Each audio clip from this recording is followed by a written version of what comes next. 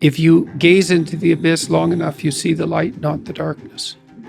I'm betting my life on it. Bring it on. The adventure along the route, man. And I would say, where's that adventure to be found? You don't want someone else's fate. Man, your fate's enough. And your adventure's enough. It's plenty. It's more than you can ever fully realize. And so that's also part of the reason that we all believe that the individual has some intrinsic dignity. It's don't be so sure that your position and your room is so damn trivial. It might be your attitude towards it that's trivial. And if you're in dire straits and dire circumstances, just look at how much opportunity you have to make things better. Well, maybe the same thing's true of life, right? You bind yourself to it. And the tighter you bind yourself to it, the more you find out what it is. And that's like a radical embrace. We're built to walk uphill. And when you reach the pinnacle of the hill, you want to stop and appreciate the vision. But the next thing you want is a higher hill in the distance, because it's from the uphill climb that we derive our value. Almost all the positive emotion we feel, especially the emotion that fills us with enthusiasm, that's experienced in relationship to a goal. And so in some sense, you want a goal that you can never attain. There's nothing that makes you more formidable than verbal competence, than being able to articulate, be able to think, to marshal your arguments, right? Aim yourself in one direction. And you might say, well, I've gone halfway down this path and I found out it's wrong. Well, how do you distinguish that from just giving up? Well, that's a really hard question, right? It's a moral hazard. But then the absolute is, yeah, but you have to play one of them. You have to learn to play one of them. You have to become an expert at least one of them. And then that's not a relative proposition. And I believe that's true. So you want to commit to something. And then when you commit to something, you require yourself to bring all of your disparate components moving in a single direction, united in a single direction. So it's a unifying act.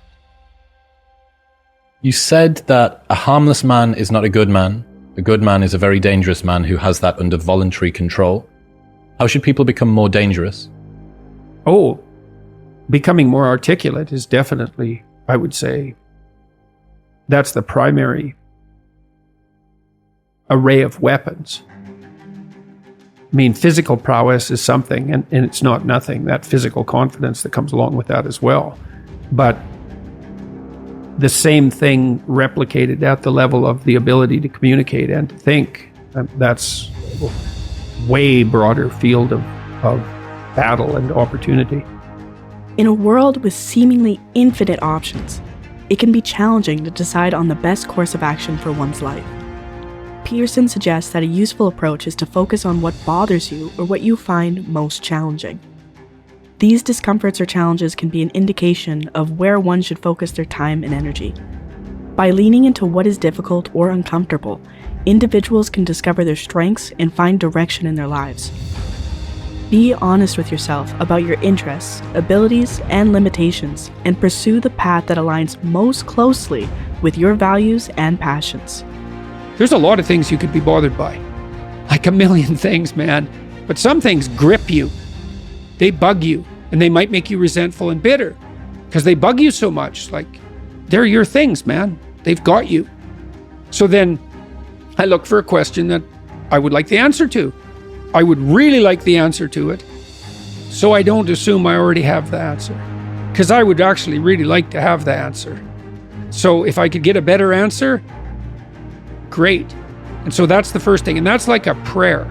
It's like, okay, here's a mystery. I would like to delve into it further. Well, so that's humility. It's like, here's a mystery, which means I don't know. I would like to delve into it further, which means I don't know enough already. And then comes the revelation.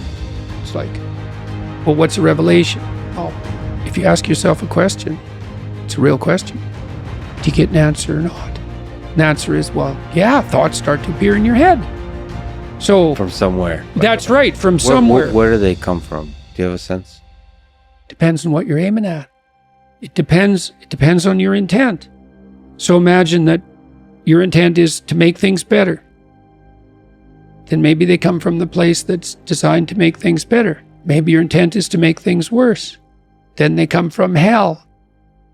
Jordan Peterson is adamant about the importance of setting goals in life and the need to embrace the difficulty that comes with pursuing them. Peterson emphasizes that while it's acceptable to change your direction in life, it's essential not to make it easier for yourself. Instead, he suggests that it's crucial to challenge yourself continually and strive for greater accomplishments. He highlights the importance of goal setting as a powerful tool for personal growth and development, and encourages people to embrace the challenges that come with pursuing their dreams. Because it's inappropriate to continue in a direction you now realize to be wrong, but it's also inappropriate to give up and use that rationalization as an excuse. And how do you distinguish? Especially seeing as we're not transparent to ourselves. Well, right, exactly. So that is genuinely a moral hazard. So one of the principles that I tried to abide by in my therapeutic discussions was you can change course as long as the next thing you do is equally or more difficult. Because that's a check against just giving up. So you want to discipline yourself so you can get yourself organized so that you can go in a particular direction, so that when you find the right direction, you can really go in that direction. And that does require an apprenticeship of sorts. And it might not matter in some sense exactly what the apprenticeship is, as long as it is rigorous. You want a goal that you can never attain. So you can always move closer to the goal that recedes as you move towards it. You think, well, that's frustrating. It's like Sisyphus pushing the rock uphill. But it's not, because as you pursue that goal, you put yourself together and your life does get better and richer and more abundant. And that's why the highest levels of virtue and goal are in some sense transcendent. You want them to be above everything you're doing so you can continually move towards something that's more sublime and better.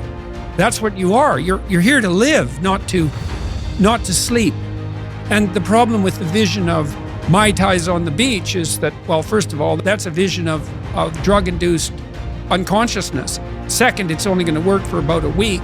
Third, you're going to be a laughingstock in a month and depressed and aimless and goalless.